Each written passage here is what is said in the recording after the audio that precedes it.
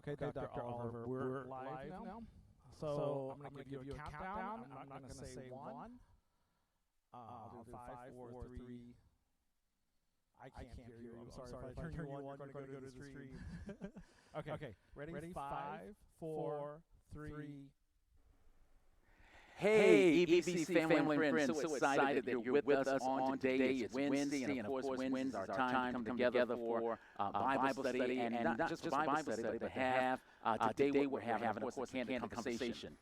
Many of you may recall last Wednesday we dealt with the topic of dealing with a disruption. Disruption can be positive, and that can help us to move forward and progress in life, and even disruptions can have a negative impact upon us. And as it relates to this whole aspect of a disruption, it is anything that interferes with our life, that takes us out of our sense of our routines, our rhythm, and even some of the rituals that we hold to.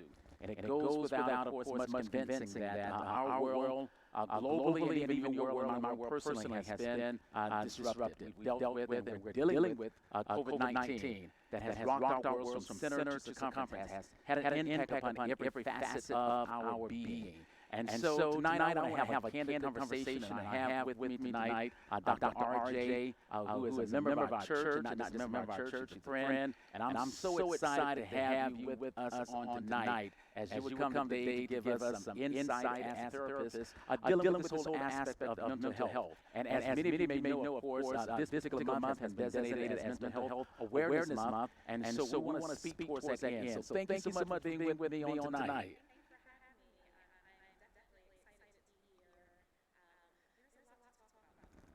Absolutely. And so let's go ahead and start even right now. So in recognizing that it's Mental Health Awareness Month, let me first start with this particular question. Why is there so much of a sense of avoidance and even aversion as it relates to having candid conversations regarding mental health? It seems as if there's a taboo still within our community, and it seems as if it's a hot topic that many of us avoid.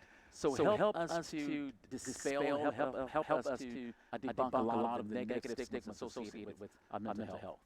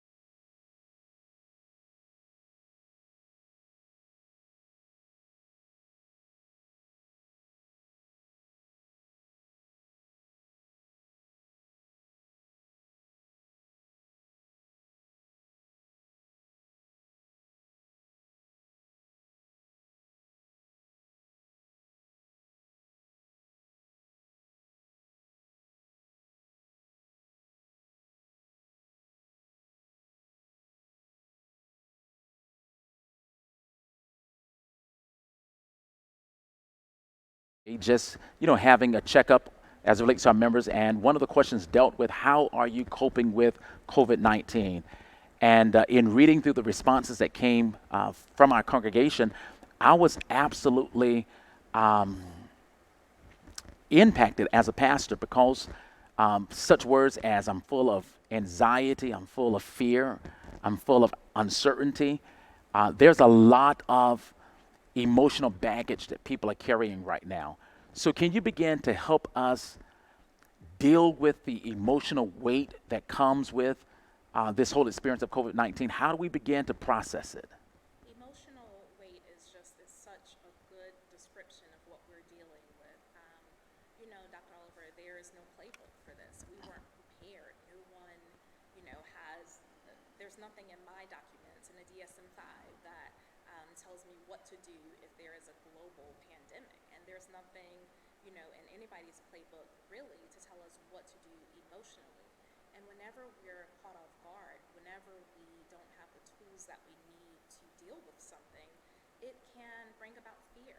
And when, people talk about anxiety and feeling afraid, that's normal. It's normal to feel afraid when things are unknown. It's normal to feel upset when your life has been kind of just dumped upside down almost. And so the first thing in unpacking this would be to acknowledge that so much of your feelings, our feelings, are normal. So so much of our so many of our fears are normal. So what a way to deal with that is just to acknowledge what you're feeling and to have some grace, grace for yourself, grace for your neighbor, grace for those around you, grace for strangers. All of those things are really, really important just to start to tackle and unpack this big issue. There was something that you stated that, again, I wholeheartedly agree with. It is okay to acknowledge the fact that we are full of fear, Yes. that we're dealing with anxiety, that we're not okay. And unfortunately, many individuals go through life feeling as if I acknowledge that I'm in this space and I'm not processing it well, as you indicated, it implies that my faith is not where it should be. And I just want to encourage someone that is listening to us right now. You can be full of faith and at the same time be dealing with fear. Matter of fact, there's a biblical verse that comes to mind in Psalms 56, verse number 3, where the text says, "And when I was afraid," here's what the text says, "I trusted God." But here's what I want you to see. The very first part of it is that the psalmist acknowledged the fact of fear. And so to your point, I think there has to be, and agree with you, an acknowledgement of what we're feeling. And from that particular place, we start to do what? So after acknowledging, is there any additional steps that we should consider taking in addressing this whole emotional weight of fear and anxiety and worry? I think that remembering that it's okay to not be okay, step one, of course. And then the second step is now what? What do I do? It's going to be different for everybody. For some of us, it's just remembering if we need to wear pants that day, right? It can be something Right. very mild and, maybe something super small. And then for others, it's like, am I going to survive today?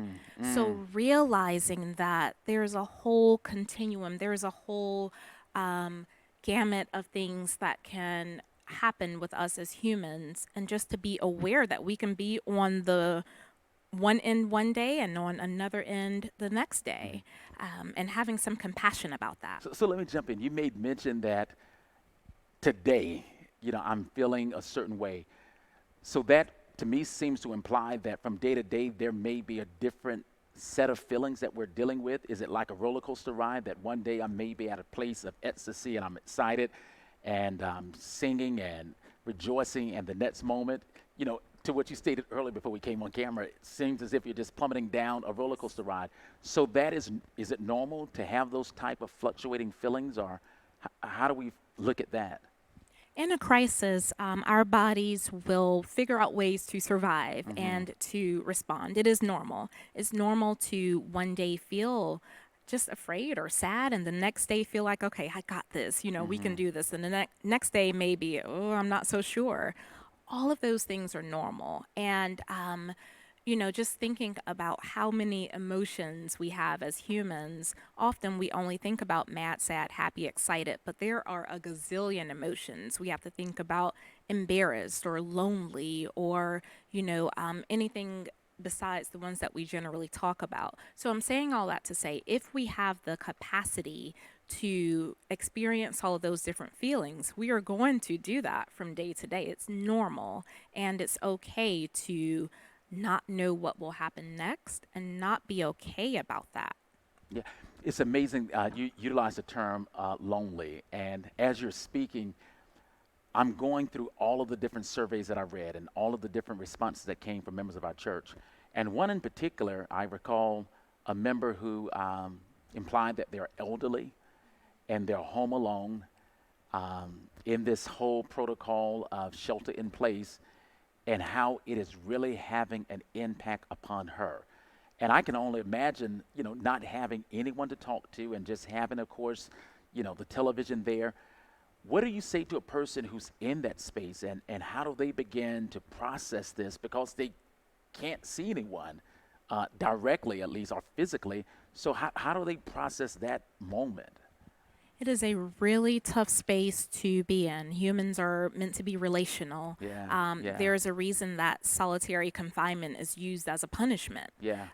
And one thing to do is just take one day at a time. One day at a time. Just hope is probably the most important thing at this time. Having expectations that are too big, we don't need to worry about that right now. I mean, if you want to start a new business, great.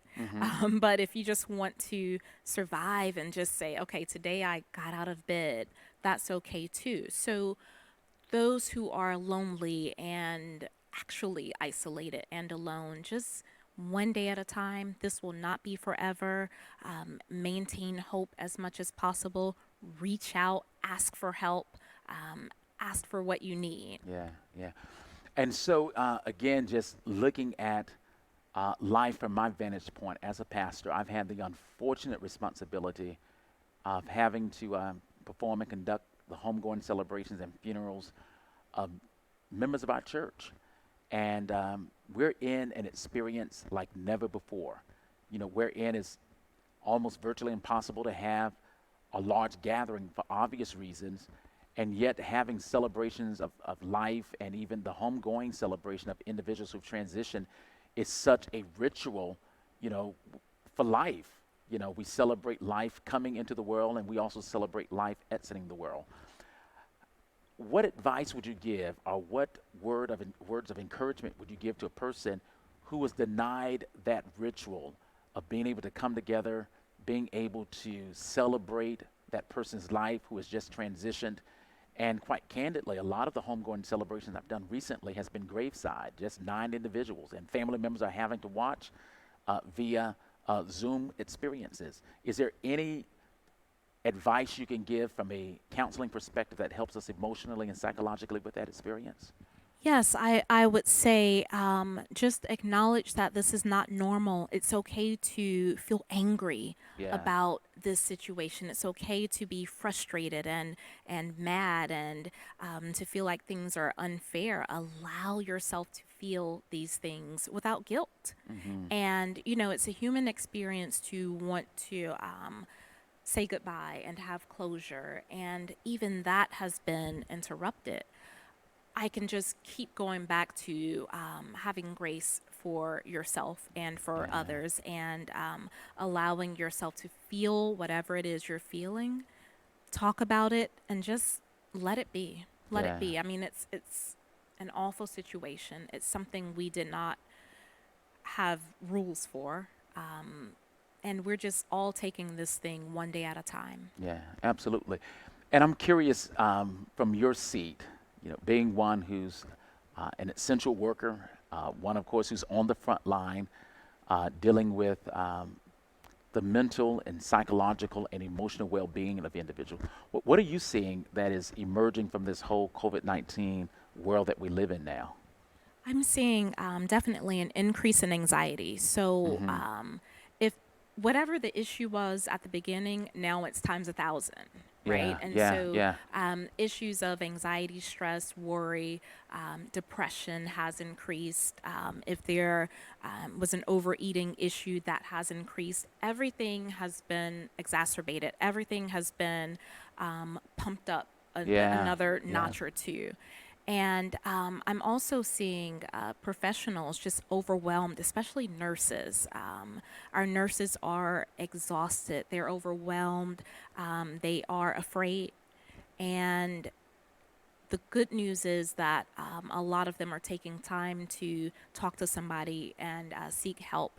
But I like to say, for our essential workers, talk to somebody. You can't do this alone. This is just something unprecedented. Our teachers are super stressed out. They have their own children at home. They're trying to teach. There are still a lot of demands in place.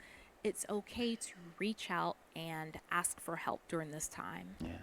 I really appreciate you sharing that. I was just sharing with um, the team earlier today, as was here at the church doing a recording for this upcoming weekend, that I actually walked in and they probably sensed it, probably didn't know why, but was somewhat in, if I can say, a funk.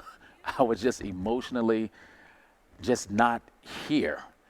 And part of the reason is I just discovered that a dear friend of mine, a pastor here in town, is now fighting for his life with COVID-19. And just the weight that comes with that, the sense of what's happening in the world right now. And I'm a person of faith, pastor at church, but yet at the same time, I'm a human. And it had an impact upon me. And I can only but imagine those who are dealing with it in a more direct way. You know, when it is your father, when it is your husband, when it is, of course, again, your son or daughter for that matter. Could you again just help us to process that? You know, those who are dealing with it in a very direct way, they're the ones that is having to be distant away from the hospital and having to deal with the reality that a loved one is there, but no one can come to even just say, hey, I'm with you, I'm praying with you. How do we deal with this isolation experience when we're directly being impacted by a loved one that is being affected? Isolation in itself is already tough, and then Yeah. we're adding on all the things you just named, not being able to be there, the things that we normally would do to comfort our loved ones, to just, hold their hand or sit beside them. All of those human, just very basic human needs have been stripped away from us, and it's okay to grieve that. It's okay to be in a funk and Hmm. to feel sad about it, and it's okay to just not be okay. There's no answer. I don't know. Hmm. And I'm a licensed clinical psychologist. I have an answer for a lot of things.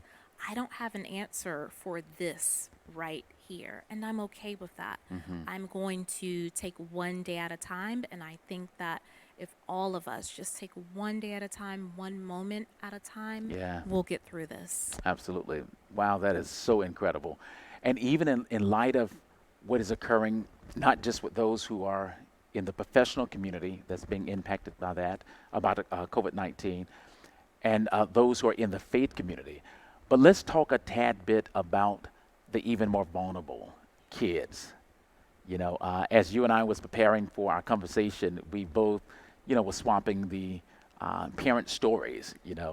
Our kids having them homeschooled, and of course they're up against, summer break that is forthcoming.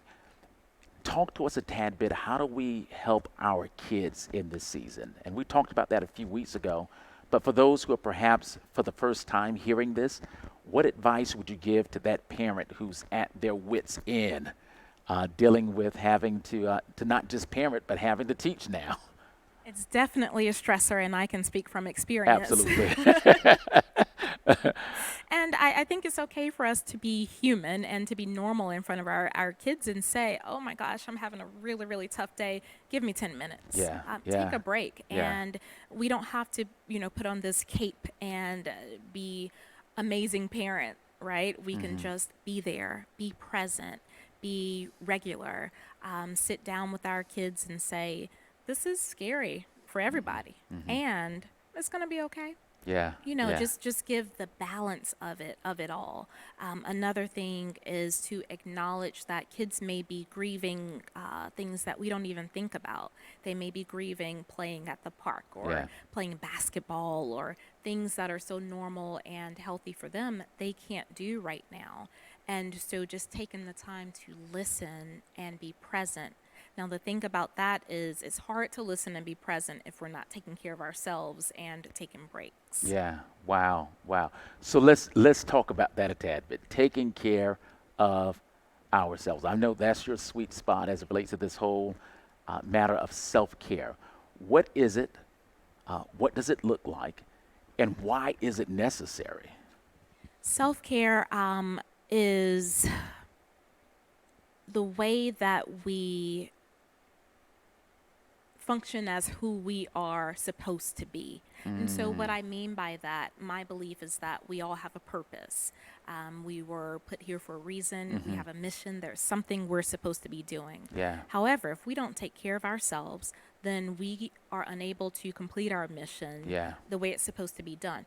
For example, if I am supposed to be helping people take better care of themselves, but I'm walking around frustrated, aggravated, tired, exhausted because I've overextended myself, then I'm no good to anybody. And often we think that self-care is selfish, or it means only thinking about yourself. And that is far from the truth. Self-care is making sure you're filled up enough so that you can do more for other people. I can do so much more for those around me if I'm filled up. But if I'm empty, then I can't give anything. Wow, wow, incredible. So I want to jump back a tad bit, and just forgive me for jumping back and forth, but so many things are coming to mind. We talked about the vulnerable, the kids. This 2020 graduating class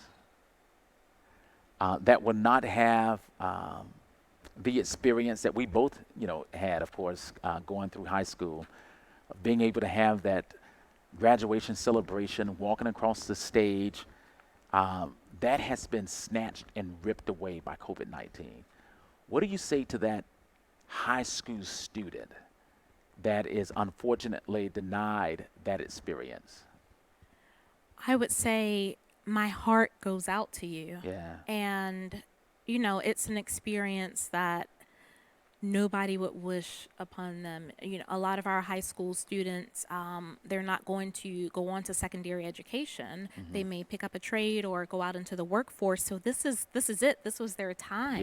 Yeah. To make their families proud and to, have everybody together. And it is a huge loss. It really is. And I think acknowledging that it is a loss helps. It doesn't help to sugarcoat it or sweep it under the rug, but to just say, I'm sorry that this has happened to you.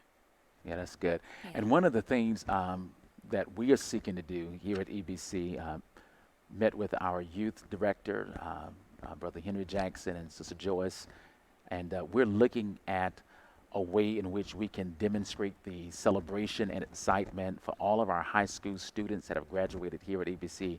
And if there's any parents or even high school students that are watching right now, we salute you, we celebrate you, and our hearts go out to you. We empathize for what you're feeling, the experience that is taking place in your life, and we're believing that even beyond this experience, that greatness is still in store for you. And so I just really wanted to give that quick statement. And let me also ask just a few more questions, if you don't mind. Of course. Okay. So what are some of the stumbling blocks that causes us to fail to get the mental support and help that we all need? I mean, you made it absolutely clear that we all stand in need at some point in and through life of needing the support and help of someone to come and help us emotionally and mentally. What are some of the boulders or stumbling blocks or barricades that keep us from moving forward to get that help? Something that I see a lot is just this notion of perfectionism. And perfectionism is the easiest way to get ourselves in some emotional trouble.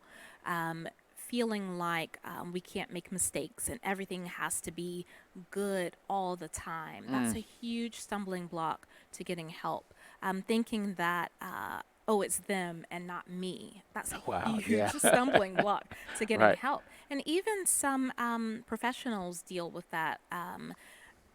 If I'm working with another psychologist, they may sometimes feel like, not my kid. And I'm thinking, yes, your kid, and it could be my kid too. It's just remembering that we're all human and not getting stuck on this thing of trying to make sure that everything is perfect and that everything has to be in line and in order all the time. That in itself is not normal. Wow. So I'm curious. I don't necessarily know if this is true, so let me at least give that disclaimer on the front end. Is there a profile of a mentally healthy person? What does a mentally healthy person even looks like? Like me? No, I'm just joking. I couldn't resist. Good I couldn't response. resist. Good response. A mentally healthy person, they will take into consideration the mind, the body, and the spirit. Wellness cannot happen with those three things detached. Wow. You have to have all three working together. Mind, Mind, body, spirit. body, spirit. Right? And so the mind, of course, it's our thoughts, it's, things we deal with in therapy, it's our self-talk, of course, our physical body, we're thinking about exercise, things that our medical doctors may deal with, and then, of course, our spirit, and that's your area of expertise. Without all three of those, we're going to struggle somewhere. And so the mentally healthy person is resilient. They realize that every day is different. They realize they are going to make mistakes all the time. They don't take themselves too seriously. And what I mean by that, I don't mean, don't be serious. I mean, if you make a mistake, keep it moving. Learn from the mistake and keep going. So mentally healthy is every day waking up with gratitude and knowing that things will not be perfect. And if they're not perfect, then you can bounce back and start over again the next day. That's a mentally healthy profile. Waking up with gratitude. I love that. I love that. And so in that response, you made mention of something, actually a phrase or even a concept that I just recently learned not too long ago. Not too long, meaning last week. I was working on a sermon from Psalms 42, and there was this redundant phrase that's, and the psalmist quote, "Why art thou cast down within me?" as he was actually speaking to himself. And so one of the commentaries that I was reading presented this whole concept called self-talk. First time I heard the phrase, read the phrase, and so I understand now that there's an internal conversation, there is this self-conversation that we must have. What is self-talk for the benefit of those who perhaps, like me, just heard the concept for the first time, and how does that play into the whole mental well-being and health of a person? Self-talk plays a huge role in our mental health and well-being. So say, for example, you're raised by parents who are, they praise you a lot and they, you're amazing, you're wonderful, good job, that sort of thing. That's the self-talk that you will develop and that will go with you through life. However, on the other side of it, if there is a parent who is punitive or, maybe verbally abusive, or you can never do anything right, didn't I tell you this, that will register in your mind and become your inner dialogue. Now, there is a way to change it. It's not the end all be all, but that's how it starts. It starts with our early childhood. And self-talk can definitely drive how we view ourselves, the world, and others. And so when I'm working with people, the first thing I'll ask is, who taught you to think like that? So someone may say something like, I never get this right. Well, who taught you to think like that? Wow. And a lot of professionals have this inner dialogue and this self-talk almost of a drill sergeant. It's like, do this, do that, do it right now. And if you don't, all these consequences. And that is concerning because that then drives anxiety and depression. Our inner self-talk. You preached about this before, about our thoughts, feelings, and behaviors, and I remember being like, yes, that's cognitive behavioral therapy. Wow. Right? Wow. And so our self-talk then drives our thoughts. And then, of course, our thoughts drive our feelings, and our feelings drive our behaviors. All of those things. Flag on the Say that again. Our talk drives. Yes. So our self-talk, our inner dialogue, drives our thoughts. So whatever we're saying to ourselves all day, every day, all the thoughts that are going through our mind, what we're saying drives our thoughts. Our thoughts then drive our feelings. So if I think, I'm doing a great job, I'm going to feel excited, right? And then our feelings drive our behavior. And so then our behavior, there's this other piece, our behavior impacts our physical body. So it all works together. If you think about someone who is stressed out, they're going to have stomach issues, they're going to have appetite issues, they're going to have sleep difficulties. Starting with inner self talk. What do we say about what's happening around us? What are we saying about ourselves, the world, and others? Wow. So even in this whole COVID-19 space that we're in, being mindful of the conversations that we are having with ourselves, but also, what would you say about the constant noise that is around us? Oh We my live in a goodness. world, where is so much talk about COVID-19, and I really do get the emphasis upon the topic because again, we're witnessing the negative, disastrous impact that it is having. But are there is there a limit to that type of noise? Absolutely. There is a such thing as too much information, information overload. It a lot of us will keep the news on all day and then stay on social media reading news articles and then get into arguments on social media about what's happening. That's too much. It's too much. It's like we're inundated by all of these negative things. Get what you need in the morning, enough facts to drive your day, maybe once in the afternoon, and then in the evening, and fill the rest of your day with normalcy. Good stuff. Good stuff. Hey, thank you so much for watching. Dee has a question. I'm going to read the question to you. Thank you, Dee, for sending in this particular question. How do you handle living with a spouse or even a family member that make you feel it is not okay not to be okay? Oh, that's a good question, Dee. Well, they can't make you feel like that. Tell them you're not okay. It's how it is. And just keep it at that. I mean, everybody will not understand. Wow. And that's okay. We all develop at different rates. We all experience things in different ways. But if we, what I mean when I say no one can make you feel a certain way, we have to believe that our feelings are valid. And our feelings are valid. So, for Dee and everybody else out there who's wondering about this, just know that how you feel is okay.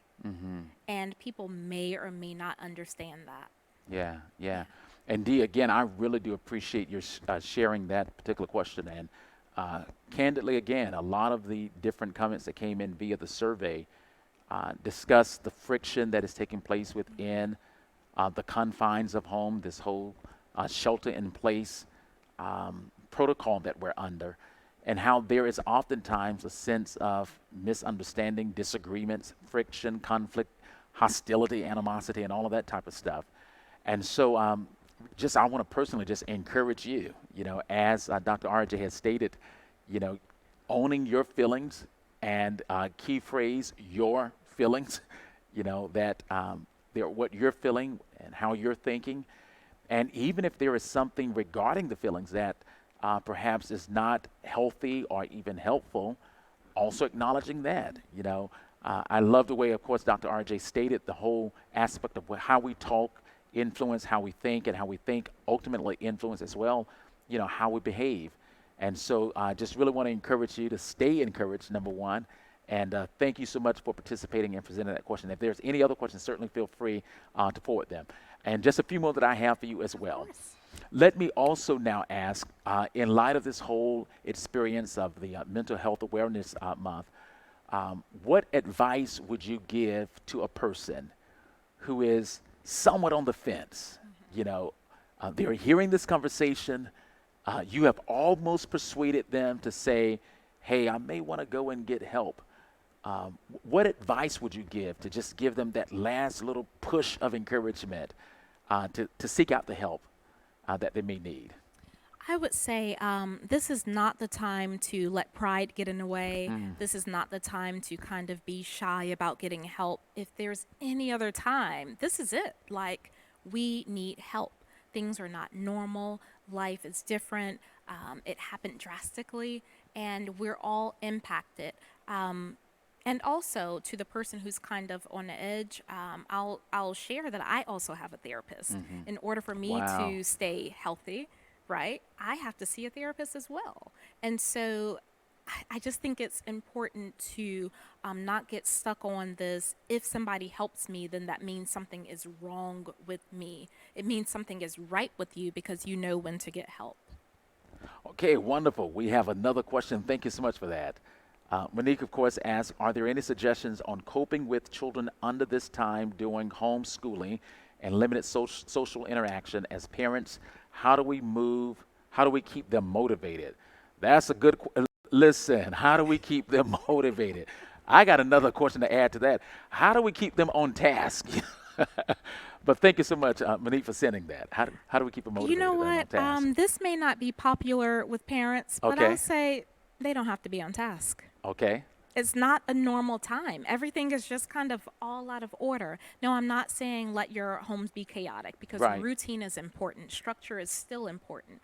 But loosening some of the rules is the way to go right now. It's kind of like an extended vacation that nobody asked for because kids are struggling too. And so they need to feel rewards in whatever way they can. If that means they have to stay up a little bit later than normal or, eat ice cream or whatever it is, let them be. Yeah, yeah. And I really appreciate that. I got to give this quick shout out to Cleo. She's been doing an amazing job with the kids and helping them to at least get adjusted to this whole new space. Because quite candidly, this whole shelter in place, and not just that, but homeschooling happened out of nowhere. It was not, we didn't sign up for this. At the beginning of 2020, none of us were parents signed up to be school teachers and things of that sort. And so, Monique, I really want to encourage you to stay encouraged as well. It is, of course, a balancing act. There's a phrase that Dr. RJ has used in our conversation. Give yourself some grace, Yes. give the kids some grace.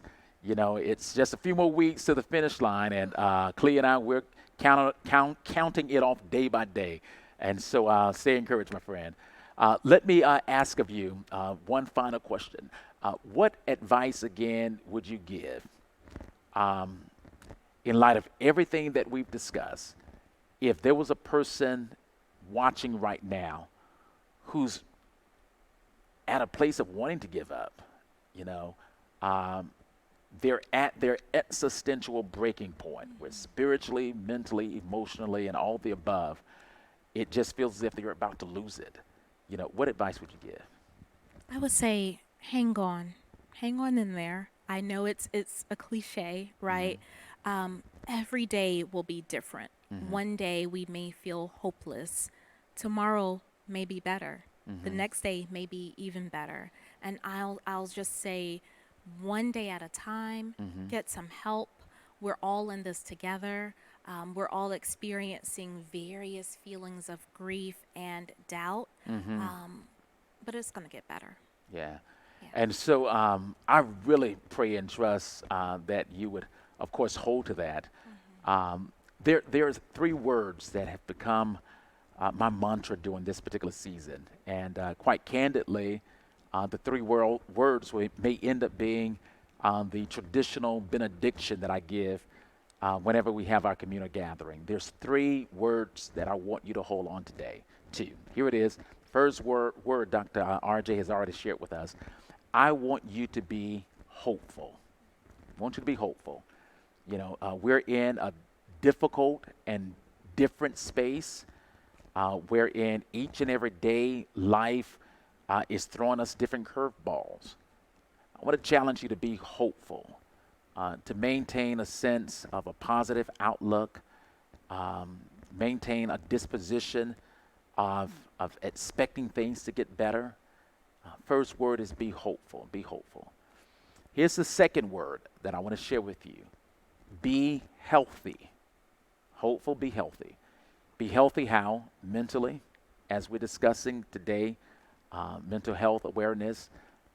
Be healthy emotionally as it relates to your feelings, and be healthy even physically as it relates to your physical being.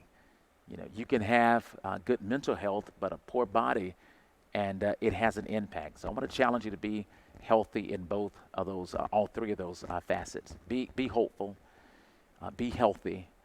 Here's the third piece: be helpful. Live life beyond yourself. You know, help someone else, and recognize that the help that you're passing on to someone is the help that that person may need. But even beyond that, it is the help that God has given you that He expects you to pass on to someone else. Here's what the Bible says, if I can just give it in a biblical context, that God comforts us with His comfort, that we, with the same comfort that God has given to us, we're to comfort others in all of their tribulations. So here's what I want to again encourage you to do: be hopeful, be healthy, be helpful. Dr. R.J., thank you so much for being with me on tonight. And we have to do it again. Absolutely. We have to do it again. And listen to me, and I'm saying that with all sincerity. Just after reading the various surveys that we received from our members here at EBC, it is more than obvious that this conversation cannot happen just one time. This is an ongoing dialogue that must take place, and we really want to be there. One of the realities that I know is what's going to happen, I think, with COVID-19 is the same thing that happened with Katrina. It's the aftermath of this experience. You know, after, of course, Hurricane Katrina came in and devastated New Orleans and even surrounding cities, it was the aftermath. It was a whole lot of work that had to take place after the waters had gone down. I believe the same is so with COVID-19. There's going to be a lot of work that we're going to have to do. And EBC is going to be there. We're going to continue to have conversations of this sort. And so thank you for being a part of the second of many that would take place. Again, Dr. R.J., thank you so much. Thank you. Be blessed. Be helpful, hopeful, and healthy. Bye-bye.